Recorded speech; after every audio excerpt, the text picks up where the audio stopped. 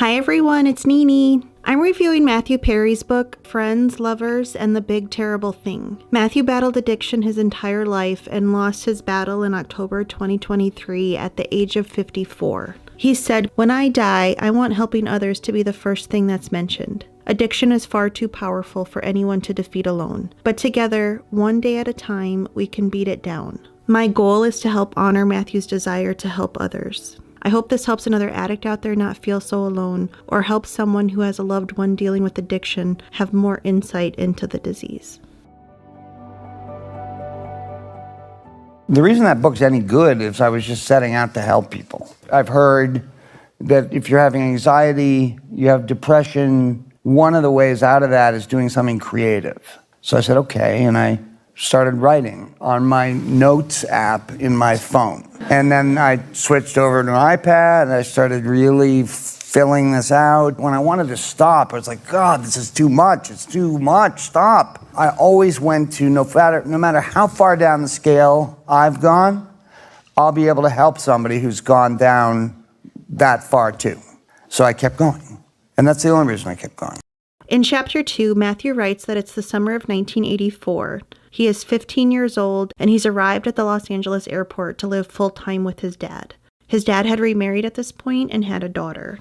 Matthew was hoping this would be a fresh start since he felt like an outcast at his mother's home in Canada. Matthew is brutally honest in this book, and he writes that he was also hoping that his penis would basically reset because he had tried to have sexual experiences back in Canada, and they didn't work out. He thought he was impotent. He didn't realize, though, that there was a correlation between alcohol and performance. He arrived in Los Angeles and instantly fell in love with the city. It was sunny and warm weather all the time, which was a stark difference from Canada, where it's cold most of the time. He saw Los Angeles as a land of opportunity and, like I said, a chance to start anew. He wrote in Chapter 1 about how much he loved tennis and was a nationally ranked tennis player in Canada, but he quickly learned in Los Angeles, where people could play year-round and therefore get a lot more practice, he wasn't one of the best players there. His dad was working as an actor, most notably as the Old Spice man in commercials. Matthew writes that his father would come home from work every day, sit on the couch, and drink a vodka tonic, and then another one, and then several more. And his dad would say, "This is the best thing that's happened all day." Matthew writes that he was sitting next to his dad when he would say this. I interpret that as Matthew feeling like his father was saying alcohol was the best part of his day, and not spending time with his son, who was sitting right there next to him. Matthew's own drinking was increasing, but he mostly drank on the weekends. Vodka seemed to be his drink of choice, and that was what I turned to when I wanted to numb. It's a disgusting taste. Nobody drinks vodka because they like the flavor. Matthew writes about what it was like when he would drink.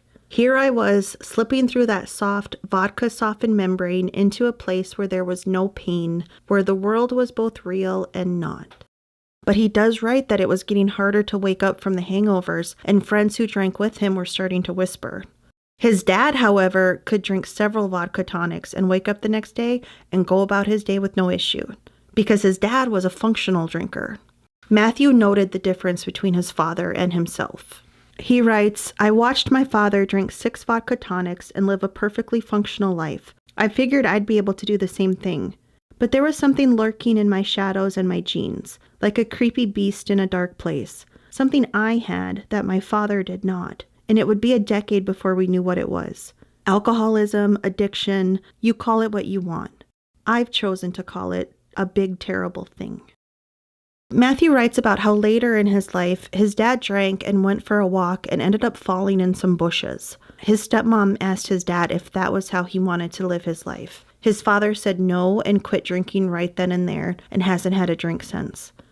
Matthew, meanwhile, says he had spent about $7 million trying to get sober, had been to about 6,000 AA meetings, rehab 15 times, mental institutions, therapy for 30 years, and had literally been at death's door, and he still struggled.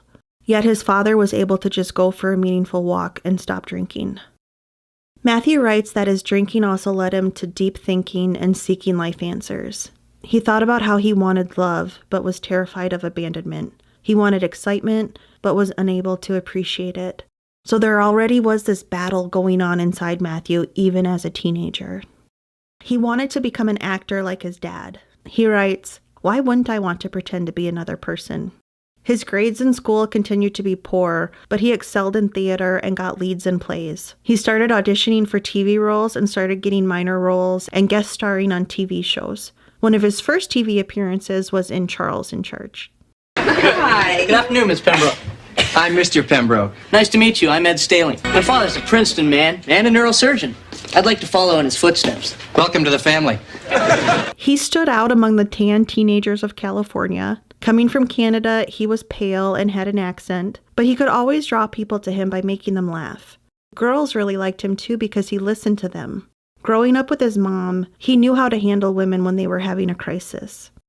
One night he was hanging out with some girls in a diner, making them laugh over and over, when a man slipped him a piece of paper that said, "I want you to be in a movie," and it listed a phone number asking him to call, and it was signed by William Reichert. Matthew made a joke to the girls that the man was probably making a movie in the back of his van. But he ended up calling the man, and it was a legitimate movie. It was called A Night in the Life of Jimmy Reardon, and he wanted Matthew to play one of the smaller roles. The lead was played by River Phoenix. I'd like you to meet Fred Roberts. Hi. Matthew and River became friends, and Matthew describes River as a genius ahead of his time. Matthew says the movie tanked, but filming it was one of the best times in his life, and it was when he fell deeply in love with acting. He was 17, and the movie was filmed in Chicago. During filming, Matthew lived in a hotel by himself, and he notes that he was, again, an unaccompanied minor since his parents were not with him. He writes, too, about how River Phoenix tragically overdosed in 1993 at just 23 years old. When Matthew returned to Los Angeles, he continued to get minor acting parts. He continued to do poorly in school. He ended up graduating with just a 2.0 GPA. The only thing he asked for at graduation was for his parents to be there together. He said it was a bit awkward, the two of them being in the same room together, but he said it was a childhood dream finally come true. His parents were back together, even if it was just for one night. But seeing them together, he realized they were not right for each other. They had both gone on to marry the loves of their lives and who they were meant to be with. When he was 18, he started dating 18-year-old Trisha Fisher, who was the daughter of Eddie Fisher and Connie Stevens. He was still thinking he was impotent. He feared losing Trisha over this, so he told her he was waiting for marriage due to being Catholic. But one night, she wanted to move forward. Matthew was afraid he couldn't perform, but writes that he hoped to make a firm commitment to future bliss.